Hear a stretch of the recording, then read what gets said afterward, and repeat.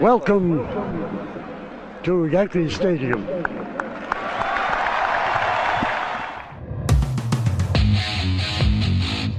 They win the final game 5-2 to remain the baseball champions of the world. The Yankees, with this 9-0 crusher, have won their 17th World Series. The Yankees again are world champions. The Yankees win their 21st World Series. The Yankees are champions of baseball. Ball game over. World Series over. Yankees win. The Yankees win. The Yankees are back on top. World champions for the 27th time.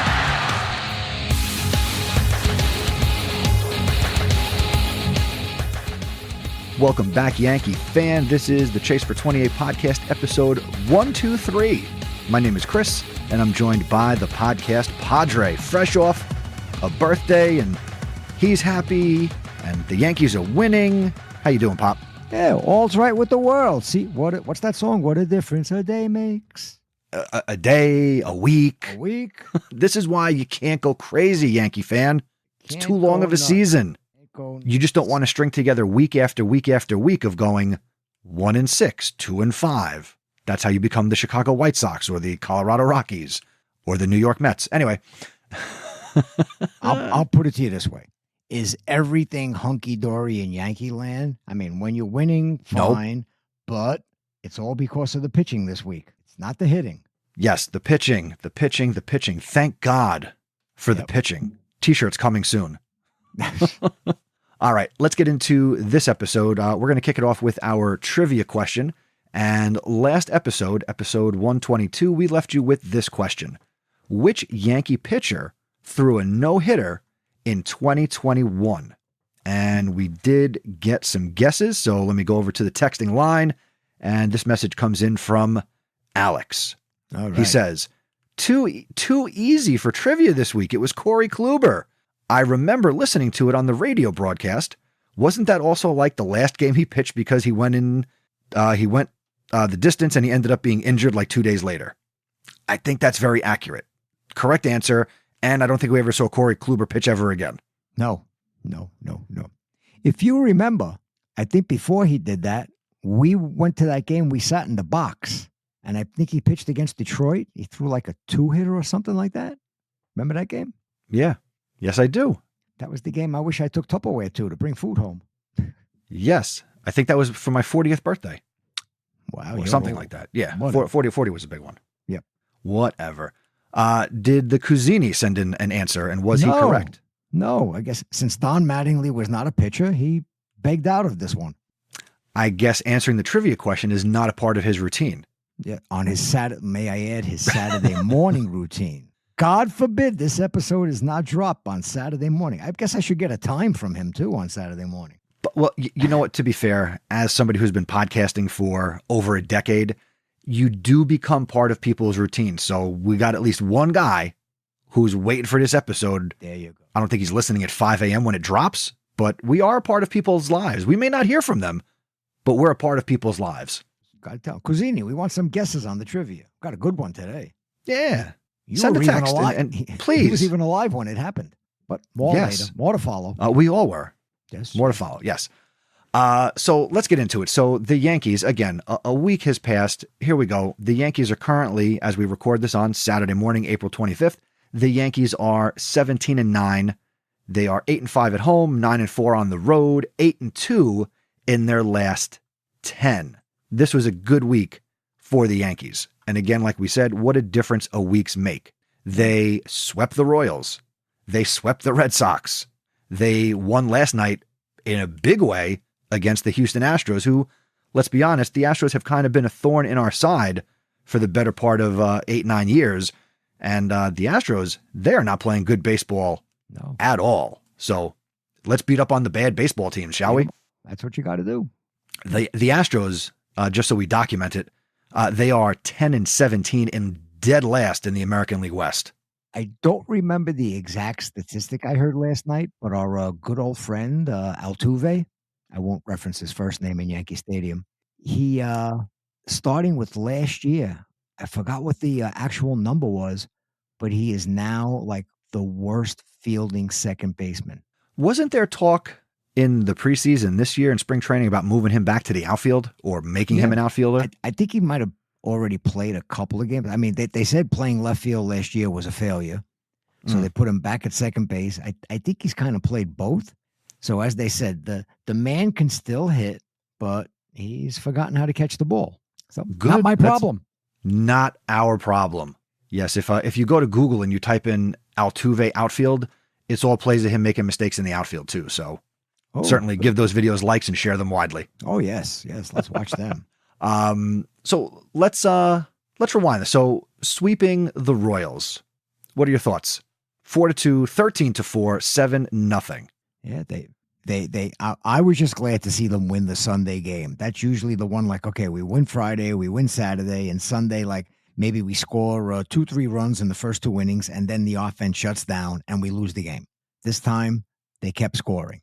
And who was the pitcher on Sunday? Was it I think it was Warren. Warren? Sunday, it was Weathers got the win. Oh, then Weather started it. Okay. Yeah. All right. Hey, doing fine. I guess he listened to the podcast. He doesn't want to be the guy that gets taken out of the rotation. Yeah. And again, doesn't want to get taken out of the rotation. He went 7 1/3, gave up 5 hits, walked 1, struck out 8. By far his best Yankee appearance of his Yankee career, which again, very short so far. Yeah. And then backing him up, Shivili came in 1 2/3, wraps it up for the Yankees. Yeah. On that day. We're doing fine. There's been some home runs to score the runs, and there's been some, a couple of base hits here and there to get the runs. So that's what you want to see. Don't just depend on like last night, they hit 3 home runs, but they scored runs the other way. So do you think that the Yankee offense seems a little bit more balanced this season? They don't seem to be coming across as a home run or nothing. They seem to be scoring runs in other ways, and I feel like there's a little bit more balance to their offense this year. My only problem is they don't do it often enough. They have been doing it without the home run, but if you sit down and you look at the averages aren't there. There's just a lot of guys on this team that are not cutting it. Their batting average is below 200, and that's just not good enough for a major leaguer. No good. Yeah, I'm looking at their averages now. Again, Ben Rice, let's be honest, he is currently one of, if not the best hitter in baseball in this moment, right? He is batting .316 through 25 games, 25 hits in 79 at bats. He's scored 24 runs. He's got 7 doubles, 9 home runs, 20 RBIs, 19 walks, 29 strikeouts. But then it is a big drop off from there. The next highest guy, Ahmed Rosario batting .269, Bellinger batting .267, Caballero .261, Stanton batting .256. That's 5 guys deep into the list, and who have we not mentioned? Yeah, the rest of the team. Then you got Judge. I got him at 237. Judge is at 237. Chisholm is finally over 200. Yeah, 213 over 200. Escara 208, and then you got a bunch of guys who technically they don't play enough that we care about their batting average, but. Grichuk 194. Wells is a black hole of offense right now. Yes. For somebody that was supposed to be offense and, we hope his catching is good enough, it turned out to be the opposite so far. But you know what? I'm willing to trade that off because of the quality of the pitching we're getting. And you have to attribute some of that to what he does behind the plate defensively and what he's doing, calling the games and working with the pitchers and doing all he does behind the plate. Yeah. So I'm willing to sacrifice the offense if the pitching is going to continue to pitch at the level it's pitching at. Yeah. Now, you got Caballero, who has come alive. He's batting .261. So, we talk about that bottom third of the order, those last 3 hitters.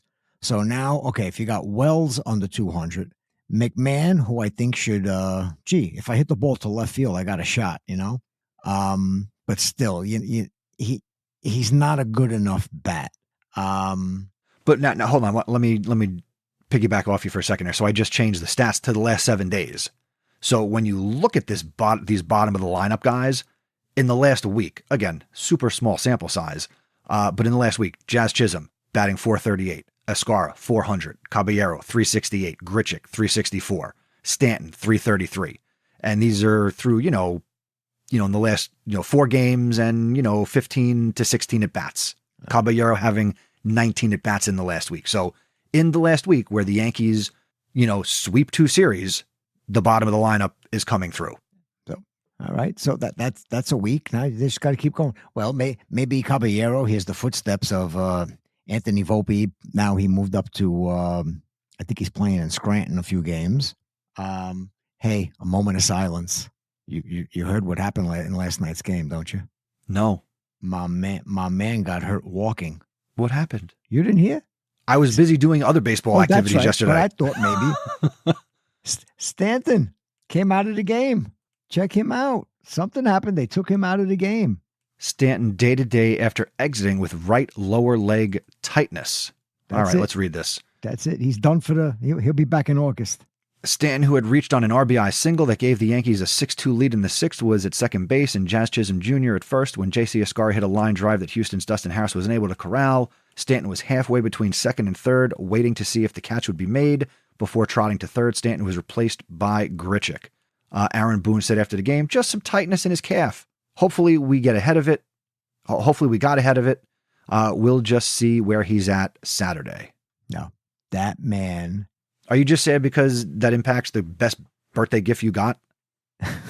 That man has never, in all his Yankee tenure, has never come out of a game with something like, oh, let's see how he is tomorrow, and he plays tomorrow.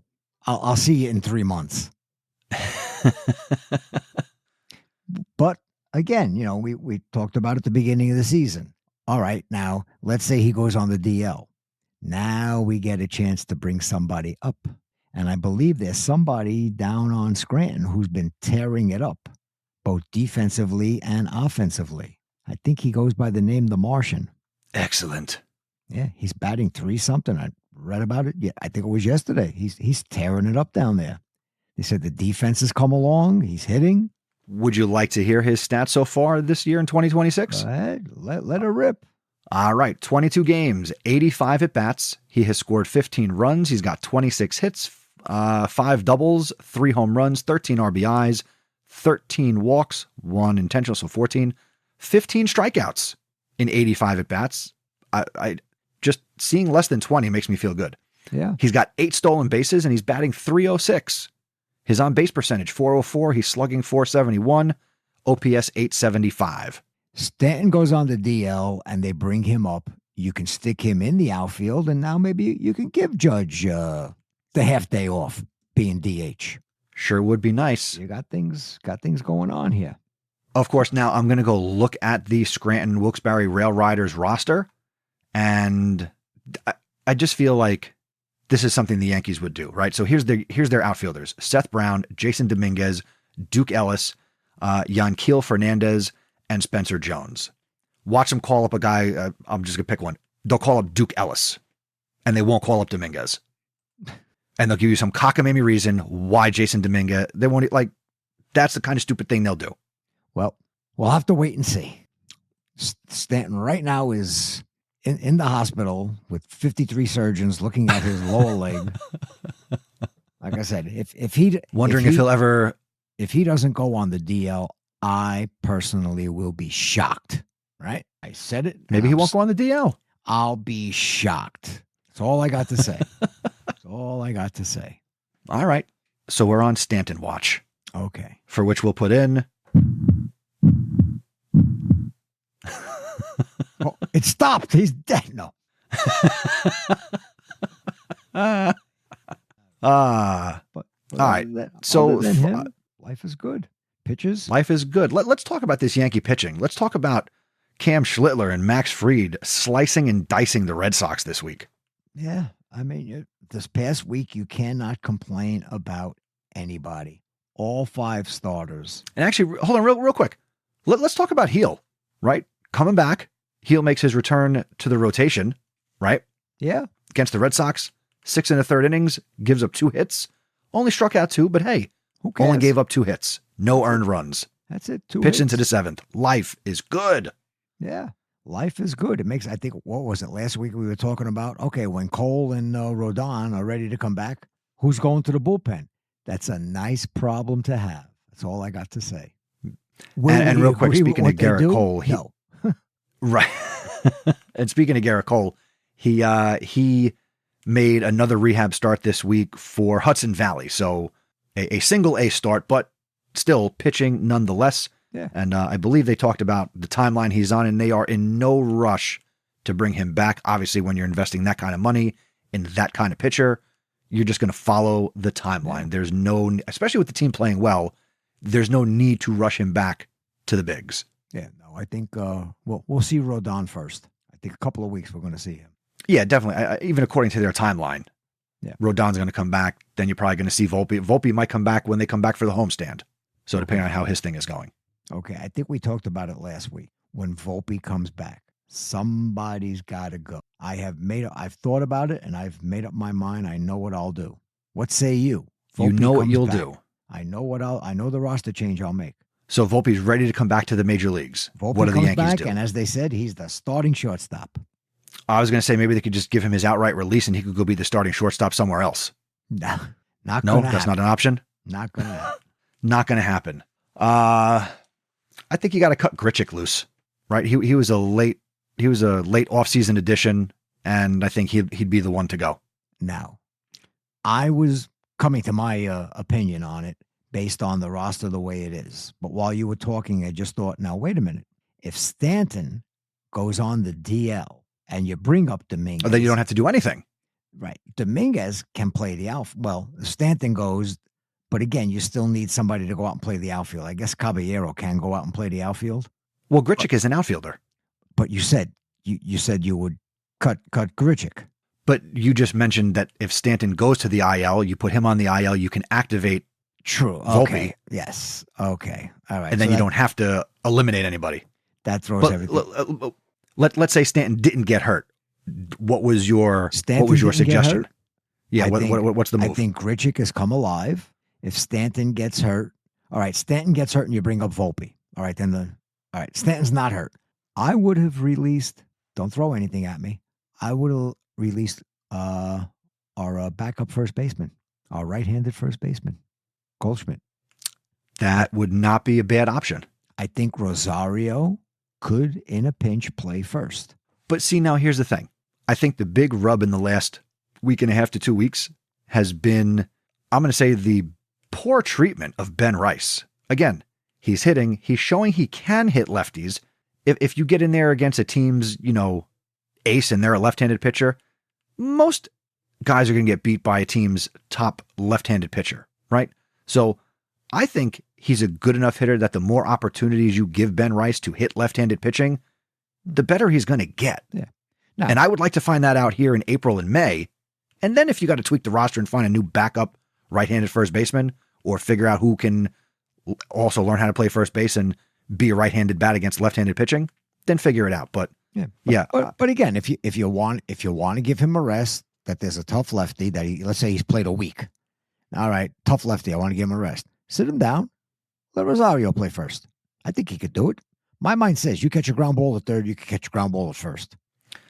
I also was my memory was refreshed this week that because there was social media scuttlebutt or something, I forget where I heard it, where maybe that first game in Fenway you had Aaron Judge taking ground balls at third base and people were like, oh my God. Anyway, he's not going to play third base. No, he's not. But I was reminded that Aaron Judge was a first baseman in high school as well as a pitcher. So that was a long time ago. Long time ago for sure. And then I saw something today, I read it real quick, that said Aaron Boone, when he knows there's a lot of media around, will tell Aaron Judge to go get a fielder's glove and just go somewhere awkward on the field just to get people talking. Well, again, a couple of years ago when Rizzo was the first baseman, there was a couple of times when Judge went and got the glove. And I remember saying, if he's at first base, if you throw it over his head, you suck. Yeah. But if he played first base, it's not like it's brand new. He's got the skill set if he did it in high school. Yeah, I'm sure he could do it. He's an athlete. He's a big boy. Mickey Mantle went and played first base. There you go. If it's good for the Mick, it's good for the Judge. Now, what does it all center on? Stanton's lower leg. Yes. He may never be able to open a bag of chips with his foot again. Oh, my God. All right. So, but again, all's right with the world. Yes. All right. Life is good. Let's take a look at their upcoming schedule. It's coming up after Houston. Where are they going? After Houston, they continue the tour of Texas, and they will play the Rangers next week on Monday, Tuesday, and Wednesday. Okay. Then they are off on Thursday, and then they come home for a weekend series 4-game wraparound Friday through Monday with the Orioles. Oh, that's that rare one when you start Friday and you play them on Monday. All right. Orioles. That should be a good series. How's Baltimore doing? How's Baltimore doing? Let's go back to those MLB standings. The Baltimore Orioles are currently a 500 ball club. They are 13-13. They are 4 games back of the Yankees. Okay. And then after the Orioles, not to get too far ahead, then the Rangers come right back to town to play the Yankees at Yankee Stadium. Okay. All right. Again, take it 1 game at a time. I feel like this is the part of the schedule. And again, if I'm looking at May, the Yankees can really put a buffer between them and the rest of the division, I think. All right, I'll give you May since you asked. We have a series against the Orioles at home against the Rangers, on the road in Milwaukee, on the road in Baltimore, over to Citi Field, home for the Blue Jays, home for the Rays, at Kansas City, at Oakland, Sacramento. Sounds good. May could be a big, big month. Again, looks good on paper. Just got to play to the back of your baseball card. Yes. Some of them need to actually flip it over and find it because it's been a while. Yes. All right. Let's do our trivia question for this episode. And again, Cusini, we want to hear something from you. If you're listening to this and we've never heard from you, shoot us that email, feedback@chasefor28.com. And the question is, who is the last Yankee pitcher to homer? Give us the name, bonus point if you give us the year. Triple bonus if you give us where he hit it. In a baseball park. It was not Yankee Stadium. All right, there you go. That's all the clues we're giving you. Last Yankee pitcher did a home run. Give us the name, give us the year, give us the location. And before we say goodbye, I want to say thank you to SeatGeek, the best way to purchase tickets for sporting events and other ticketed events you might want to go to, concerts, plays, all those things. Go to SeatGeek. You want to go to chasefor28.com/SeatGeek and use our promo code chasefor28 at checkout. And that'll save you $20 off your first purchase on tickets of your choice. Thank you to SeatGeek for powering the Chase for 28 podcast. Any other thoughts, Pop? No. Like I said, life is good. Let's hope we're still in a good mood a week from now. Yes, life is good. All right, Yankee fan. Oh, wait. Hold on. You did it to me last week. We'll wish you a little... your birthday is coming up in 2 days. Yeah. Yo, man. We're gonna. You know what's strange about it? There's What? I'm not old enough to have a son your age. What? That doesn't even make any sense. That's what your mother says. She always says, I'm not old enough to have a son, a child that age. Oh, how does she feel about her 3 grandchildren? Don't say that. Well, thank you for the happy birthday wishes.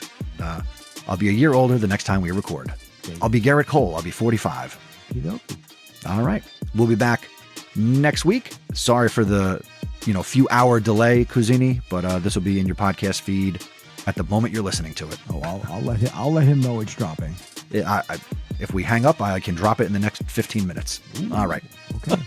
We'll be back next week. Have a good week, Yankee fans. Let's go Yankees.